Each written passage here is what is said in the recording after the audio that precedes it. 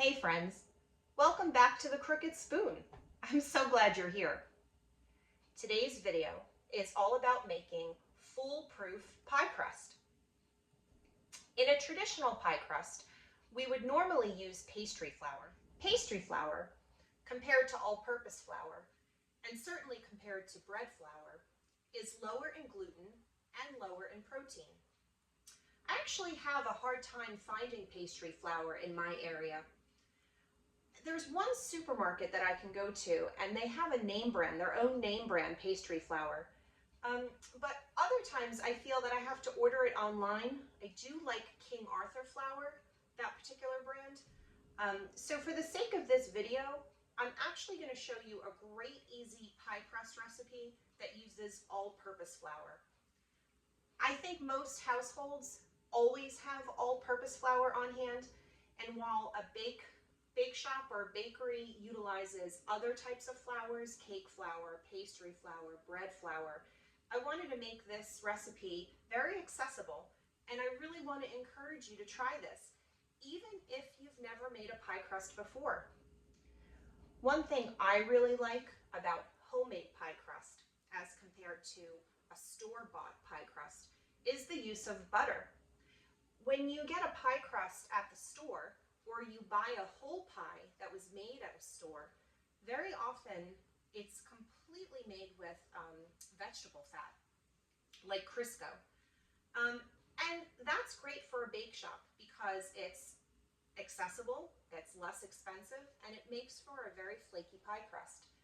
But if you ever noticed, particularly if I buy a pie crust that you have to roll out on your own, it gives you sort of like that Crisco, that vegetable fat gives you sort of that like mouth taste. It kind of coats your mouth in a way and has a very interesting flavor, a very different flavor.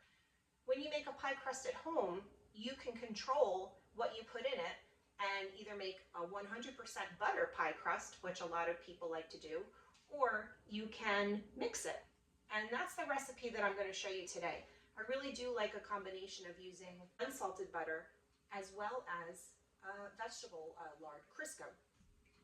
And that makes for both a very tasty buttery crust, but it still gives that sort of flaky crust that we are used to when you buy a pie at a bakery or at a store, supermarket.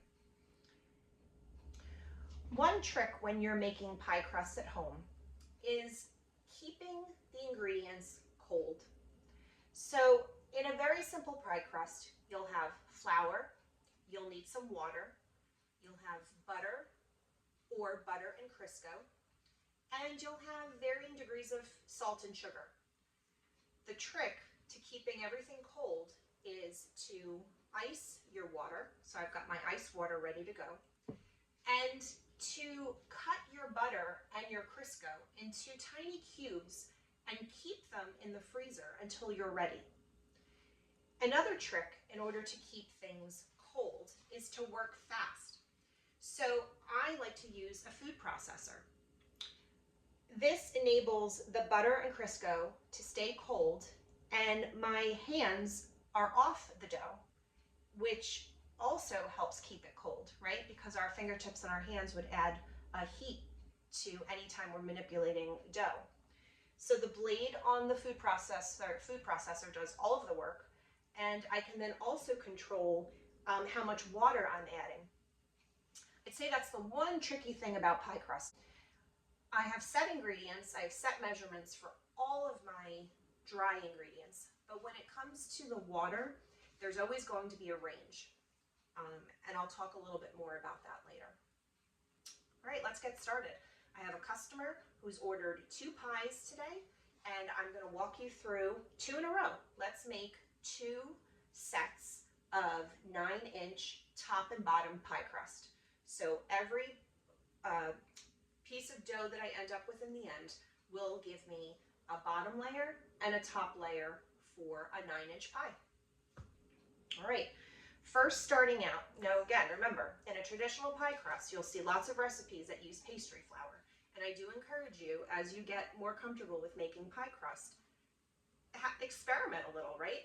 Find that pastry flour, find another recipe, and see which you prefer. but for the sake of the average baker out there, I am assuming that you will have all-purpose flour on hand. So I've got 450 grams of flour. Again, I'm in culinary school, so we work in weights, and that's something you could learn too. I have my nice trusty scale, gone through a couple to really see what's good, but so far this one's working nice. I just got it on Amazon. I measured out 450 grams of all-purpose flour, and that's going to go into my food processor.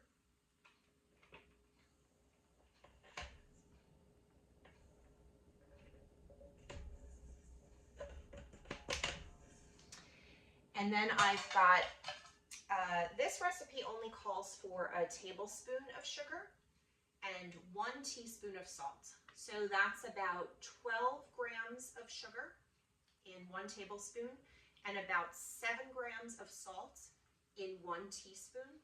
And I'm going to put that in the food processor as well. This is also something you can experiment with. I like this recipe. I have made this recipe of this pie crust, oh my gosh, probably 100 times right now, probably for my family, and now with my business starting up, I hope to make it 100 times more. I find it a very universal crust, so I could use it for a quiche, I could use it for a pot pie, but I could also use it for a fruit pie. Today I'll be making apple and blueberry pies.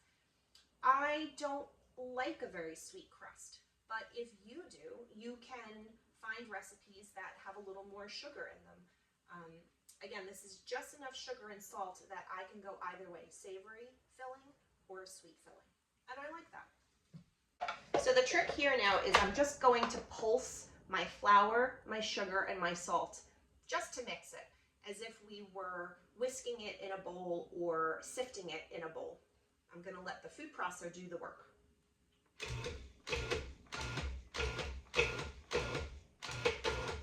Okay, that's it. So now I'm going to go over to my freezer and grab my prepared butter and Crisco. This plate is nice and cold.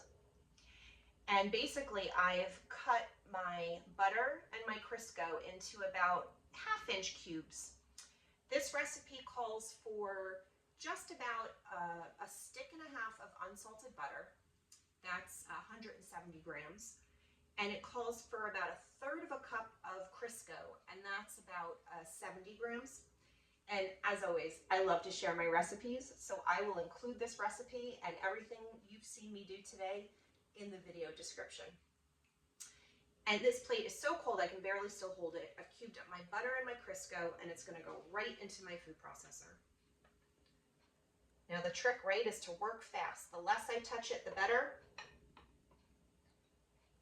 I'm going to let the food processor blades do all the work.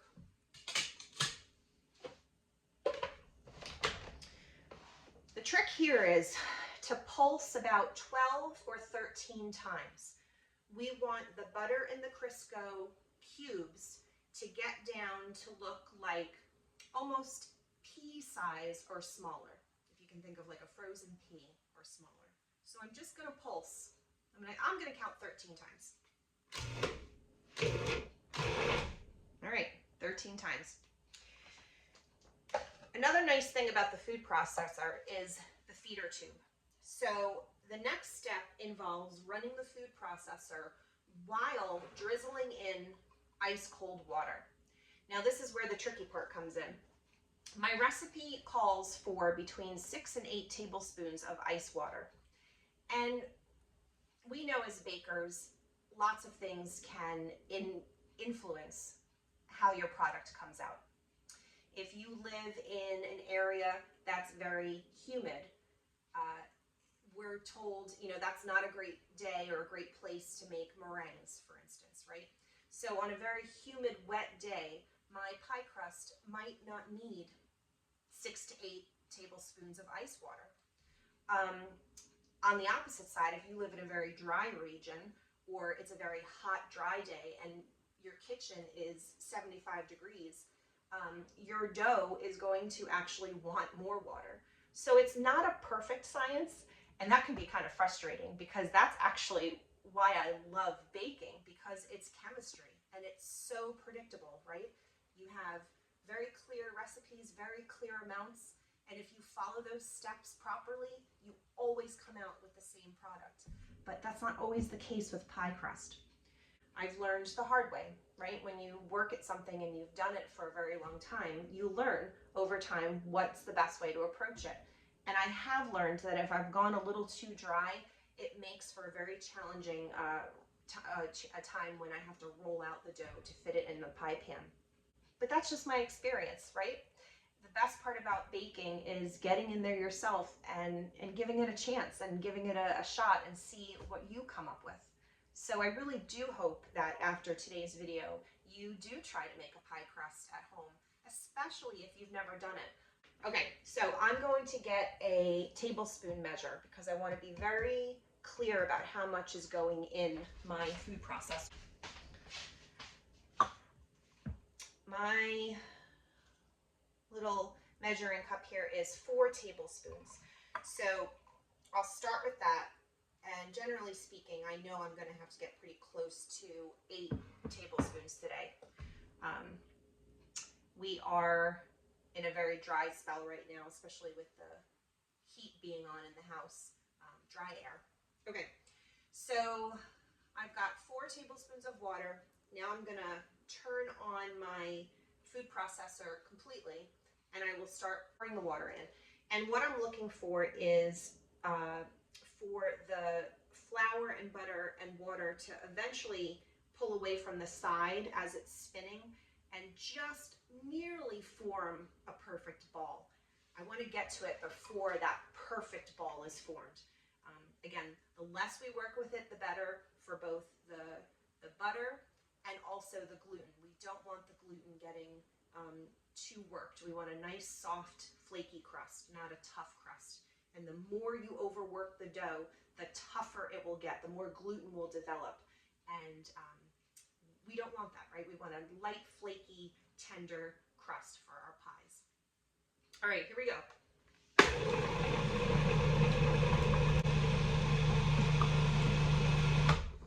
All right, that was 4 tablespoons. Now I'm going to go back for a full other 4, and I'll start to pay more attention now as it's running.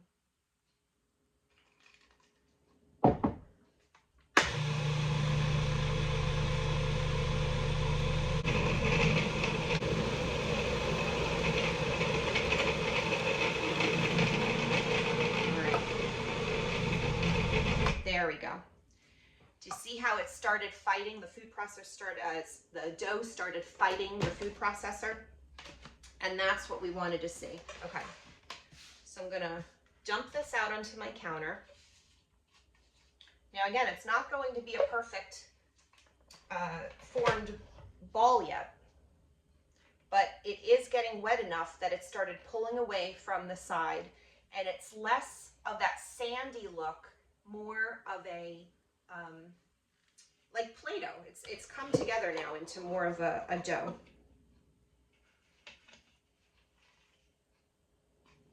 Be very careful with the blade when you dump out your dough.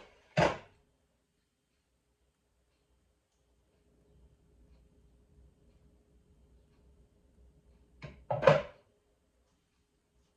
think this is a really good time to talk about some food sanitation tips as well.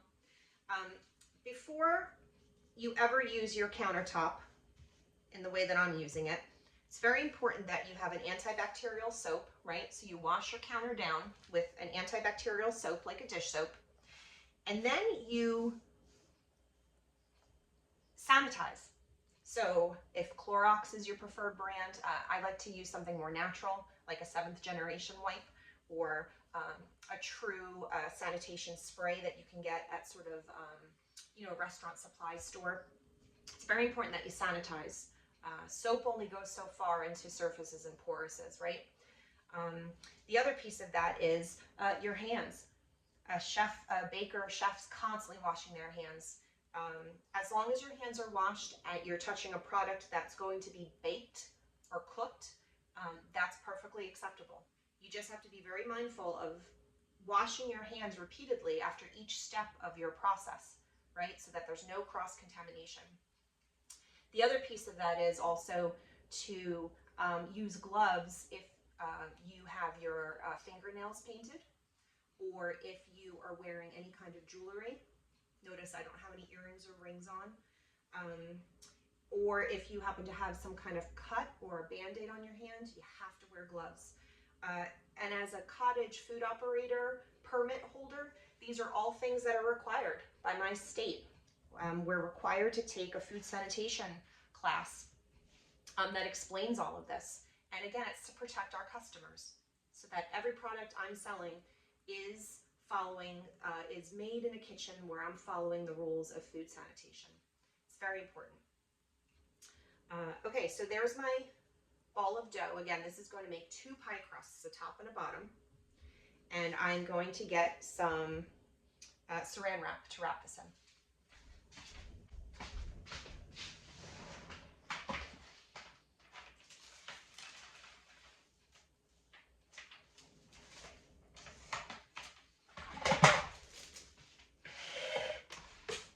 All right, I just washed my hands, got my saran wrap out.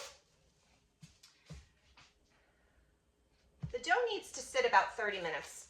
It can sit longer. You can definitely make it ahead of time. It's just about getting it to the right consistency. If you were to keep it in the fridge overnight, or even if you were to freeze it, you just have to get it back to room temperature, which again is trial and error. You really have to sort of pay attention to what the best texture and is for when you come to roll it out. If I were in a kitchen where I was making quite a lot of dough, I would label it and date it and put the time on it as well. I know exactly that I need 2 pie crusts today for both my pies, so I'm good to go. So let me go put this in the fridge. Okay, so I just put that the elves were here. They cleaned up. Fantastic. Love when that happens. So my pie crust is in the fridge. Again, minimum time it should sit for about 30 minutes. It'll probably be about an hour for me today because I still have to make the fillings, the blueberry filling and the apple filling. And I am going to pre-cook those. But while I was coming back from the fridge, I wanted to show you the pastry knife. If you don't own a food processor, you can totally use a pastry knife to cut in the butter and the flour in a nice bowl. And if you don't own a pastry cutter, a pastry knife, you could use a fork or 2 butter knives. The trick is to have your hands off the dough as much as possible, right? So that that butter doesn't warm up and we don't overwork it.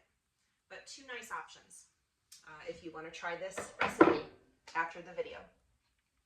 All right, what do you think? Was that doable? Do you think you'll be able to try this? Let me know in the comments after you've tried it. I really want to know how it goes. Let's take another round. We'll do it all over again. And I promise you, no matter how many times I've baked, no matter how precise the same recipes are that I've used time after time after time after time again, there's still mistakes that happen. I make mistakes, right? Again, there's so many variables. You get distracted, something's in the oven, it's slightly too long. I'm using a scale. Maybe I measured wrong. So much happens. Give yourself some grace, right? It's all a learning process. So we're going to start all over again. I've got my 450 grams of all-purpose flour into my food processor. Again, this is something that I could see, I was going to say I could see myself making several batches of pie crust. We have Pie Day coming up, right? March 14th is coming up. I wonder if I'll get a lot of pie orders that week. I'll have to promote it. I think the 14th is actually a Friday, which is one of my pickup days. I only bake certain days of the week, so I'll have to advertise that. Okay, so I've got my 450 grams of all-purpose flour, my 1 teaspoon of salt, my 1 tablespoon of sugar. Okay, about 7 grams of salt, about 12 grams of sugar. What I was trying to say was this makes making pie dough so easy that I could easily make 3, 4, 5 batches, you know, and store them for later use, either for my family or for a customer, you know, a day or 2. It makes it a lot easier. All right, what's next? Let me grab that butter and Crisco that's been sitting in the freezer. All right, there it is, all cubed up. Unsalted butter, again, about a stick and a half, 170 grams, and 1/3 cup of Crisco. You could find a recipe for all butter, and you could find a recipe for all Crisco. Through the years, I've tried them all, and this is the one that I've landed on. So into the food processor bowl,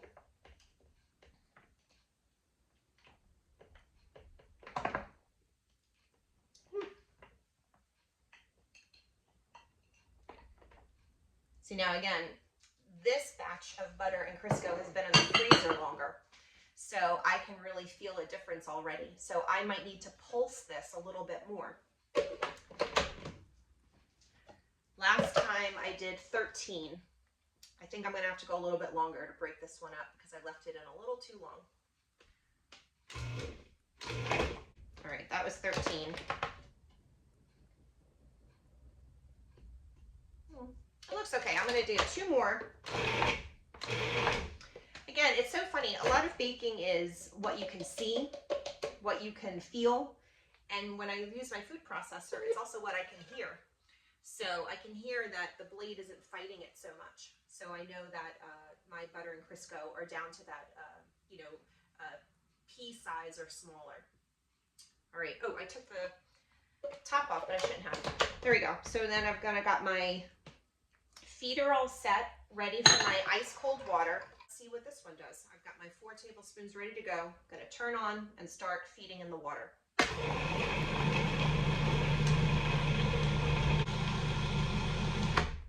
right, that was 4. Let's do another 4. Again, the recipe calls for 6 to 8 tablespoons. Let's keep going.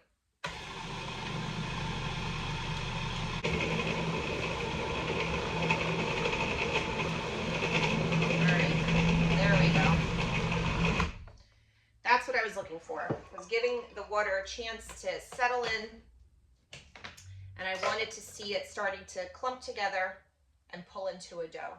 I feel like this one took a little more water than the last one. Dump it out, be mindful of the blade.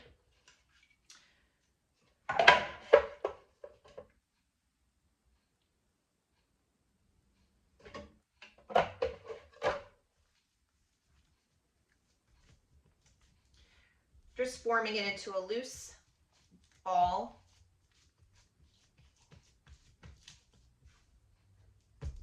I'm going to wash my hands. I'm going to wrap this up in saran wrap. It'll join its other dough in the fridge, and I'll bring you back after I've made my pie fillings. I'll bring you back when we're ready to assemble. All right, guys, welcome back. I have you zoomed in on the counter so that you can really see the dough and how I'm going to turn it into pie crust. It's probably been sitting in the refrigerator for about an hour while I was making the filling. We're going to start with the blueberry pie, so you'll see the filling in a second. And this means we're going to have a complete bottom crust, but I am going to do a lattice top. So I don't have to necessarily divide the dough in half exactly, but I want to come as close to that. I do find that when I bake at home and use a metal or Pyrex pie pan, I do use most of the recipe of the dough, but since I am baking for my business and I am using the disposable aluminum tins, I do have a lot of excess. Okay, so we're gonna just do this by eye. I'm gonna put some flour on my countertop.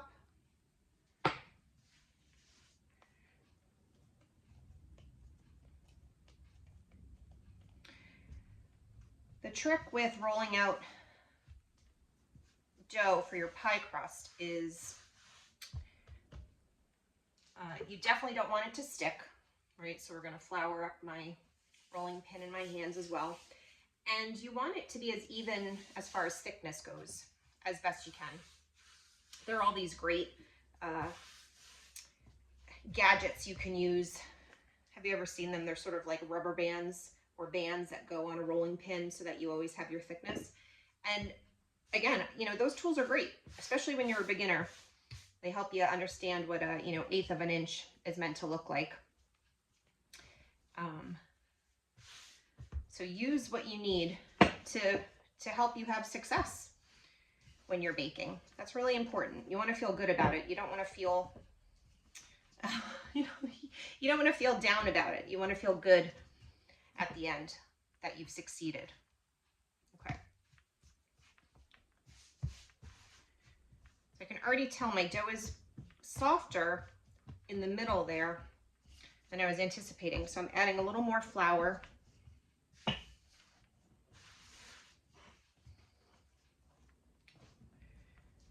It's a little more wet than the other parts of the dough.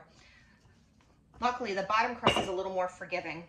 Now I know I can be a little rough with this because I have more dough than I need, and I'm really just trying to make it fit into this pie pan, right? So I'm already there. I just really want to make sure that the thickness of the dough is even.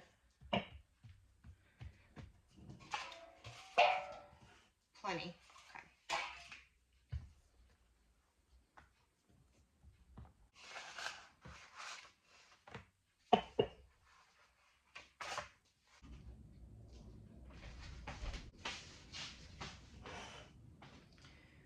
I'm going to trim off a lot of this excess.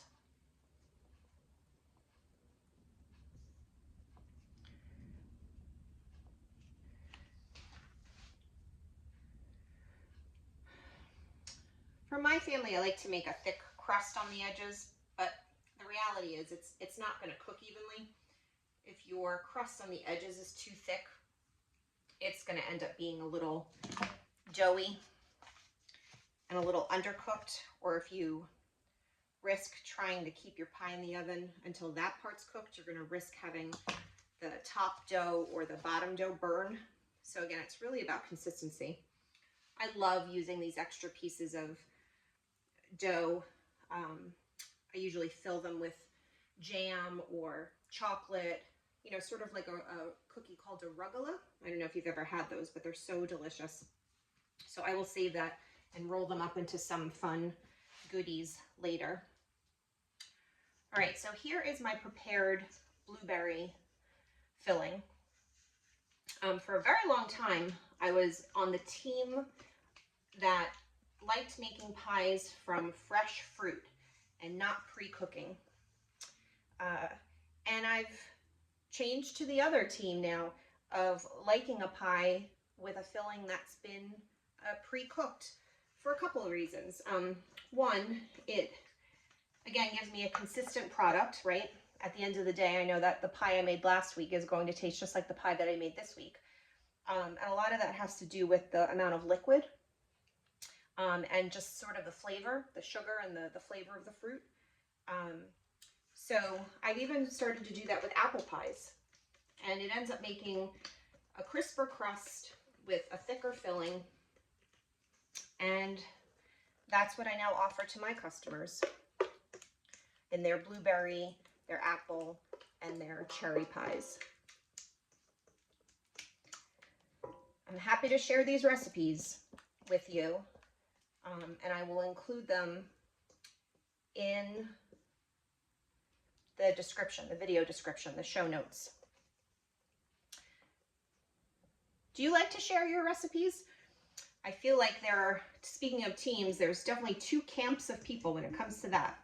There are people who hold on to their recipes and treat them like secrets, right? Passing them down from maybe generation to generation. And then there's other people who are happy to share. I am in the camp of sharing. Happy to teach and share what I've learned, and Yeah, tell me in the comments below, what do you prefer?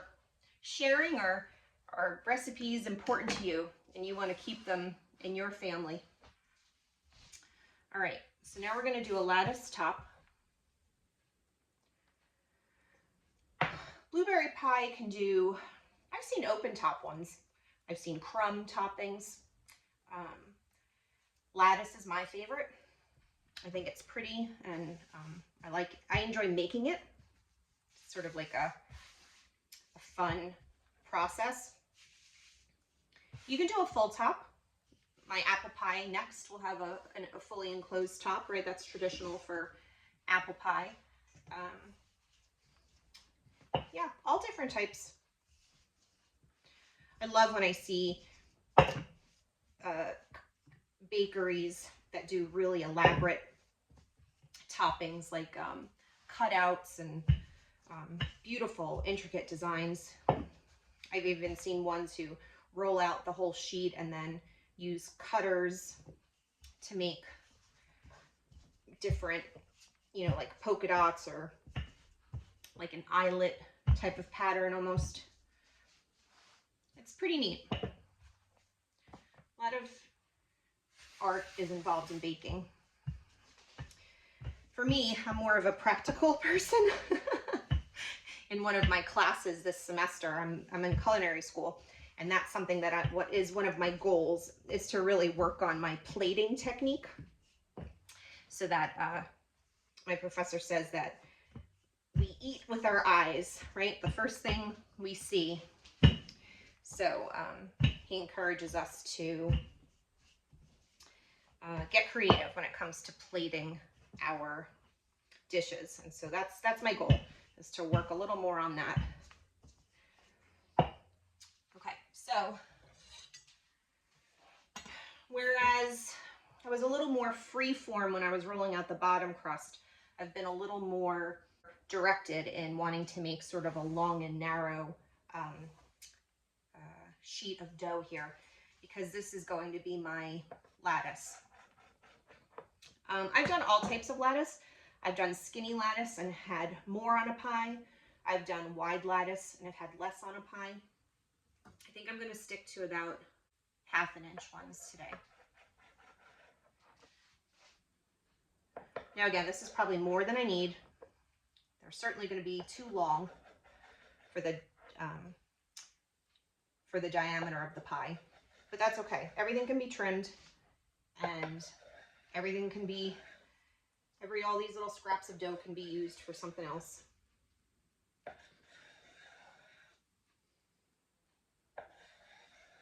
You could use a pizza cutter for this if you want.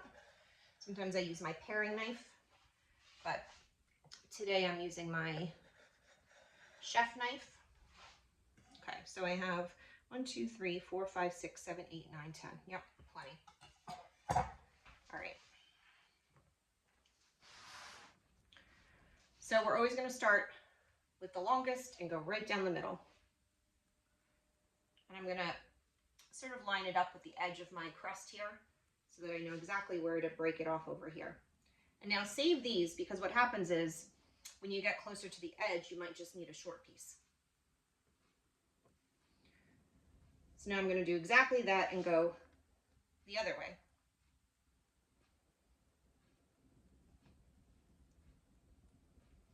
And I'm going to save that piece. Okay. So now we have to go, this piece went under. So now the next piece is going to go over this one. On a small pie like this, 9-inch diameter, I don't want to overdo it. I really want the blueberries to show through. So I'm probably giving the same width of opening as my thickness of my lattice top. And so now that's gone over and this one's gone under. Okay, so now I'm going to lay this one across like that. And I'm going to peel this one back.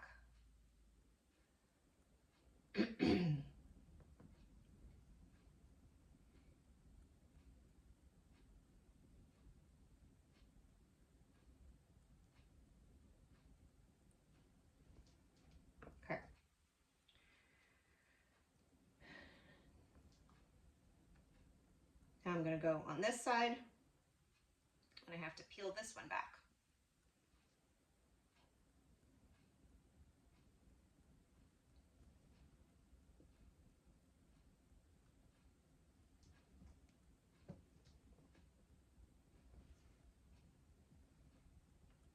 Now I'm going to go over here, and I have to peel this one back.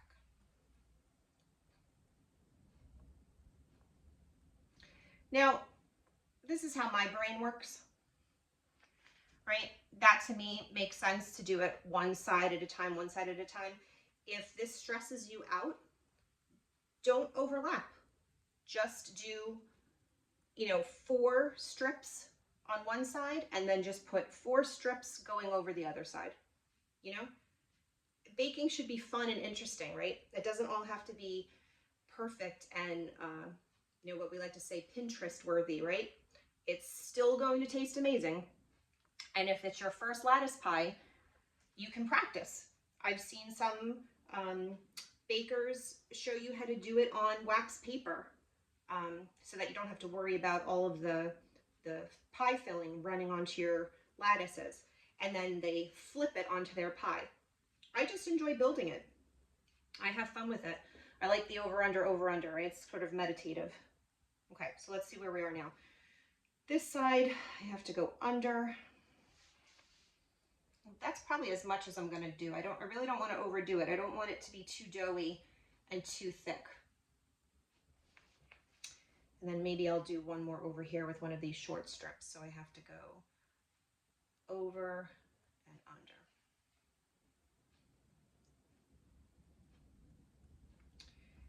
And then another short strip here.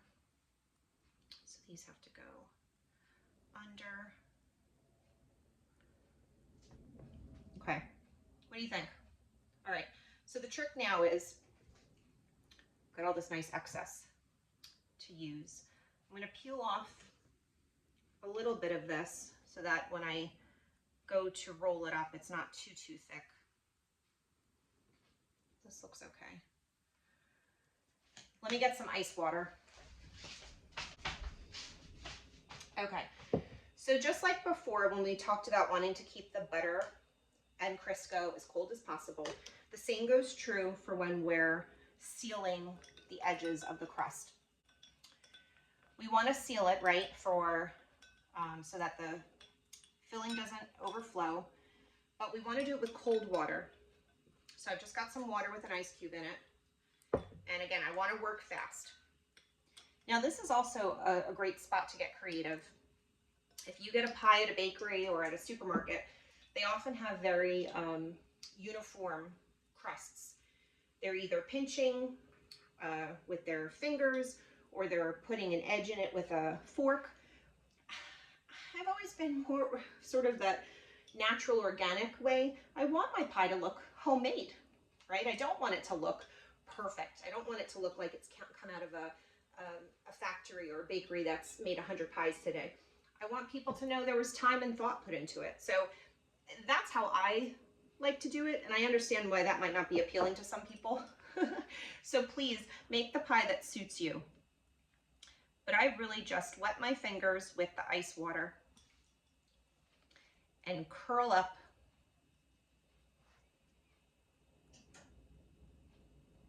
I want to be in that edge. I don't want the dough overhanging. Sometimes for my own pies, when I'm using the Pyrex dishes or the metal pans, I do overhang a little bit because I know I have some room that the crust isn't going to slough off. But again, this is a customer's pie, and I want it to be as perfect as it can.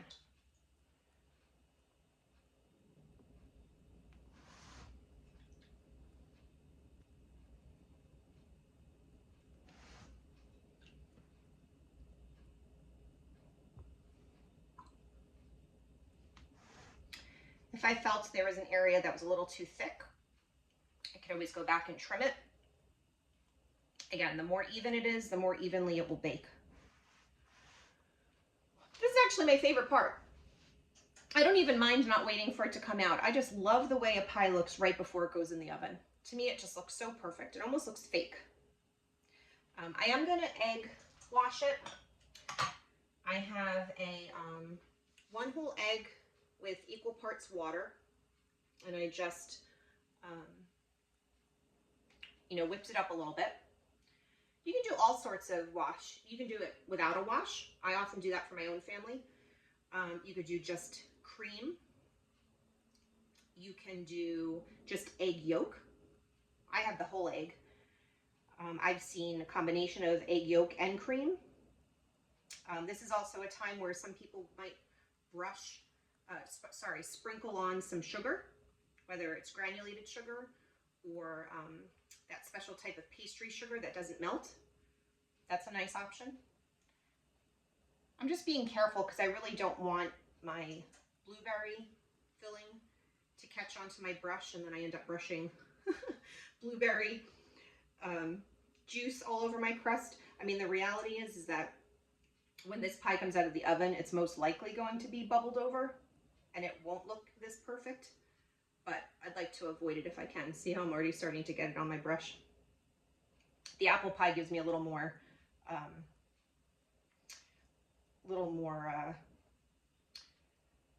freedom in how I brush it, because it's just going to be an entire pie. I don't want to get too much either on there because it literally will cook the egg, and then you'll have like a piece of scrambled egg or fried egg on your pie, and that doesn't go very nicely.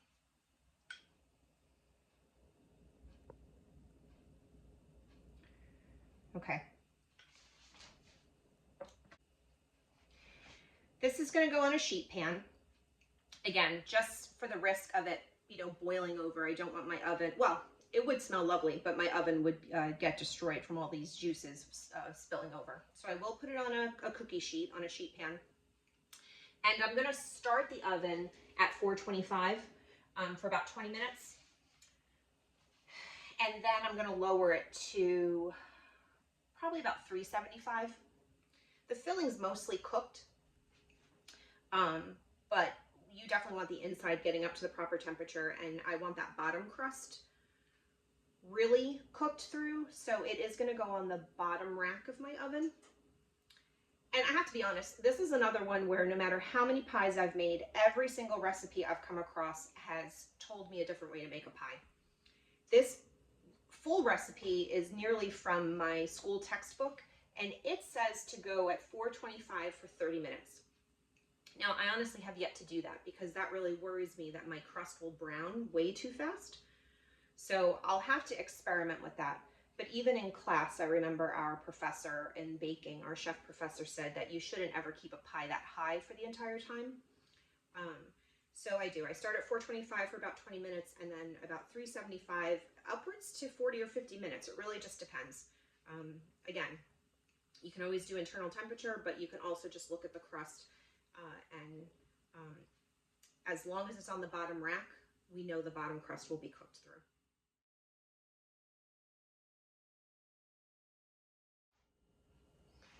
It was really so nice having you along today for my video. I really hope that my foolproof pie crust has inspired you and encouraged you to try it at home yourself. Please check out some of my other videos while you're here. Thanks again. See you on my next video.